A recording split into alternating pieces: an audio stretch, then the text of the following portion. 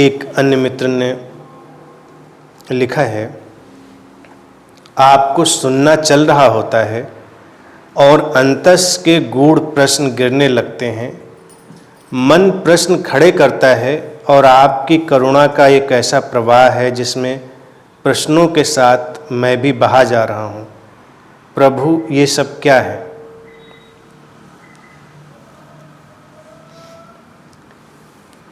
ये सब जो घट रहा है यही घटने योग्य है, क्योंकि मैं उत्तर देने के लिए नहीं बोल रहा हूँ, क्योंकि तुम्हारे एक एक प्रश्न का अगर उत्तर दिया जाए तो वो एक बड़ा अलग सिलसिला है। यूँ तो मैं हर प्रश्न का आड़े तिरछे टेढ़े मेढ़े हर प्रश्न का उत्तर मैं दे रहा होता हूँ, लेकिन उत्तर वस्तुतः प्रश्नों को खत्म करने की एक प्रक्रिया है।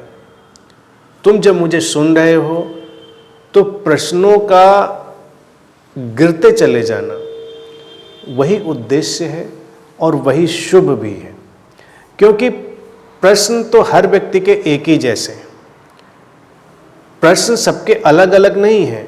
हर व्यक्ति का जो अंतस है वो एक जैसा है, उस अंतस के सुख दुख एक जैसे हैं, उसकी समस्याएं एक जैसी हैं, तो निश्चित ही उसके प्रश्न भी एक जैसे ही होंगे। अब जब तुम उस समाधान के संपर्क में आते हो, और समाधान शब्दों में नहीं होता, इसीलिए अगर तुम गहराई से सुन रहे हो तो तुम उन शब्दों के पीछे जो निःशब्द है, जो शब्दों की ऊर्जा है, उसके संपर्क में आकर भी सुन रहे होगे। तभी तुमको लगता है कि मैं बह रहा हूँ, मिट रहा हूँ, कुछ खो रहा है। क्योंकि शब्द तो तुम्हारे ऊपर इकट्ठे होते चले जाएंगे, वो अपनी और परतें बना लेंगे।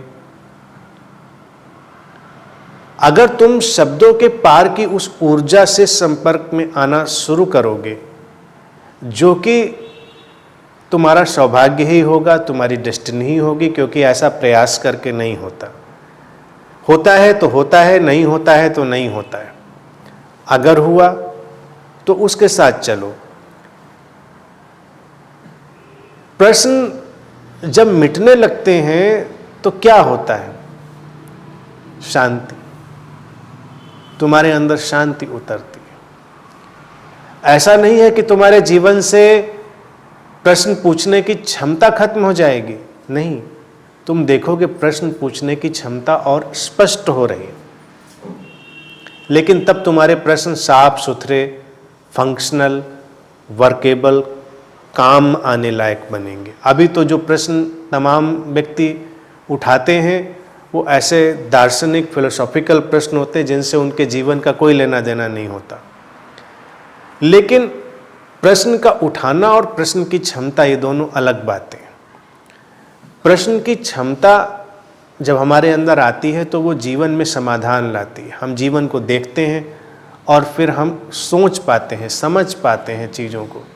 अक्सर तुम देखो कि जो लोग बहुत प्रश्नों से भरे रहते हैं, बहुत धार्मिक प्रश्न पूछते हैं, जीवन की मूलभूत समस्याओं और मूलभूत प्रश्नों पर वो बड़े कंफ्यूज रहते हैं, और वहाँ पर जो उनकी क्रियाएं होनी चाहिए, उनसे जो क्रियाएं घटनी चाहिए, वो भी बहुत कंफ्यूज रहती हैं।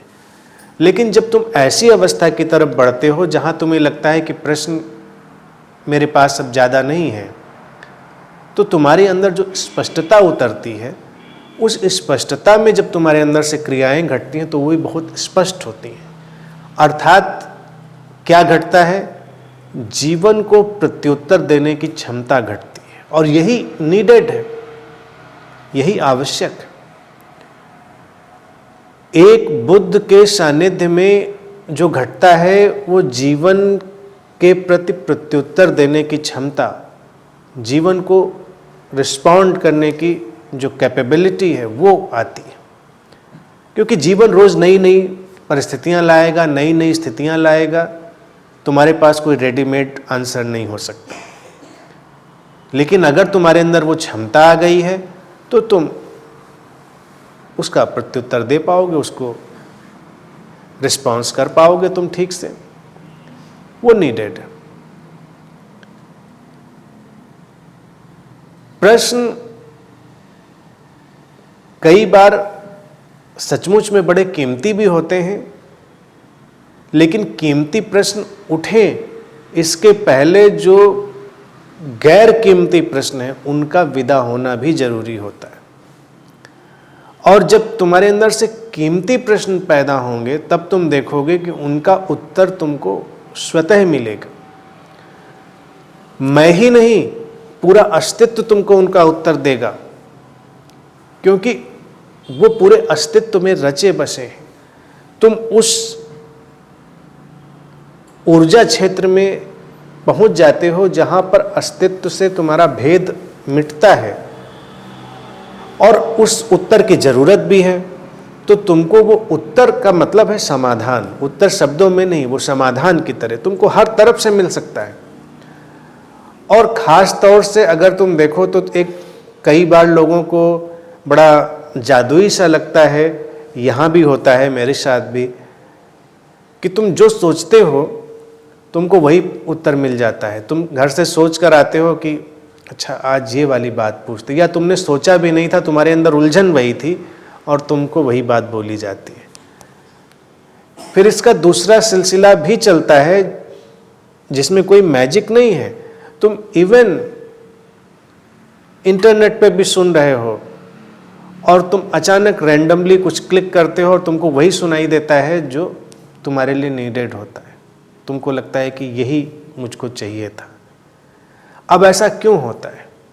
क्योंकि तुम्हारे अंदर जब प्रश्न उठता है तो वो उस ऊर्जा क्षेत्र में जाता है। प्रश्न का अर्थ है तुम्हारे अंदर किसी भी किस्म की समाधान की स्थिति पैदा होती, जो समाधान चाह रही होती, तो तुम उस ऊर्जा क्षेत्र से जुड़ोगे, कनेक्ट होगे और तुम तक वो ठीक ठीक सॉल्यूशन पहुंचेगा। अब अगर इंटरनेट की ही बात करें, तुम देखो वो पूरा जंगल है। आज तुम वहाँ पर क्लिक करो, तुमको लाखों उसमें समाधान दिखाई देंगे, लेकिन फिर भी कोई कहीं पहुँच जाएगा, कोई कहीं पहुँच जाएगा, कोई कहीं पहुँच जाएगा। ऐसा क्यों होता है? क्योंकि तुम्हारी जो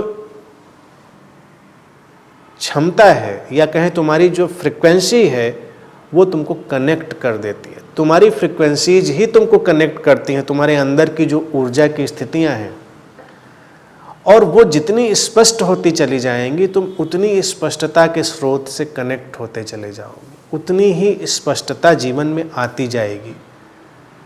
कन्फ्यूजन और कन्फ्यूजन लाता है, स्पष्टता और स्पष्टता लाती है। यही लॉ ऑफ अट्रैक्शन है। लाइक अट्रैक्ट्स लाइक, समान ऊर्जा को आकर्षित करती है। और जब मेरी बात तुमको पूरी समझ में आने लगेगी तो उसमें एक और जादू होगा। उस दिन तुम प्रसन्न भी होगे, शांत भी होगे, तुम्हारे अंदर एक खिलावट भी होगी। लेकिन अगर तुमसे कोई ये पूछेगा अनंत श्री क्या कहते हैं, तुम्हारे लिए बताना बहुत मुश्किल होगा। अगर तुम पटपट सब बता दो कि वो ये कहते हैं, ये कहते हैं, ये कहते हैं, उनका ये फिलॉसफी है, उनका ये, तो इसका मतलब अभी यात्रा करनी है। फिर जब तुम्हें समझ में आ जाएगी तो तुम कहोगे भाई अब तुम सुन लो, उनको देख लो, मैं बता नहीं सकता, लेकिन कुछ होता है। And that is the final solution. वही समाधान है। और वो मेरा ही नहीं, वो अस्तित्वगत समाधान है। अस्तित्व में जब भी कोई समाधान घटता है तो शब्दों में नहीं होता, वो बस होता है अंदर, तुम उसको अनुभव करते हो। और तुमसे कोई पूछे कि इसको कैसे, तो तुम उसको रास्ता ही बताओगे।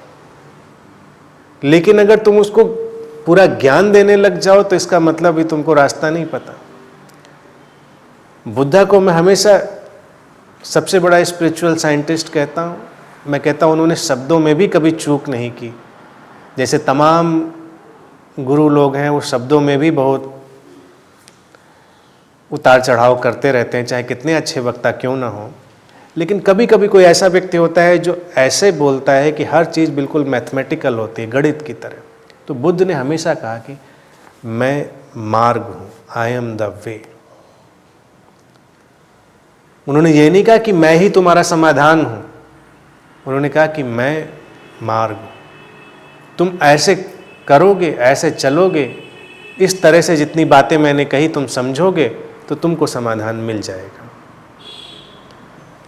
तो ऐसे ही है, जब तुम्हारे अंदर भी वो घटता है तो तुम भी मार्ग बन जाते हो, समाधान बन जाते हो। घर में अपने कौन नहीं चाहता कि शांति हो, प्रसन्नता हो? हर कोई चाहता है, हर कोई लाने की कोशिश भी करता है, लेकिन खुद होने की कोशिश कोई कभी नहीं करता।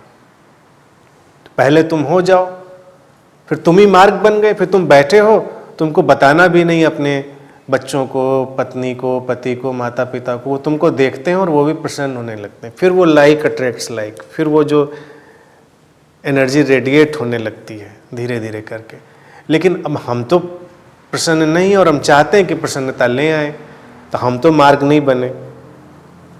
तो प्रसन्नता पे तुम पूरा लेक्चर भी सुना दो, किसी पे कोई असर नहीं होने वाला है। लेकिन वो तुम्हारे अंदर आ गया तो उसका असर होगा। ऐसे ही मुझको सुनना भी है कि जब तुम सुनते रहोगे तो तुमको अचानक लगेगा कि जैसे कोई सुबह, जैसे कोई उजाला घटा है।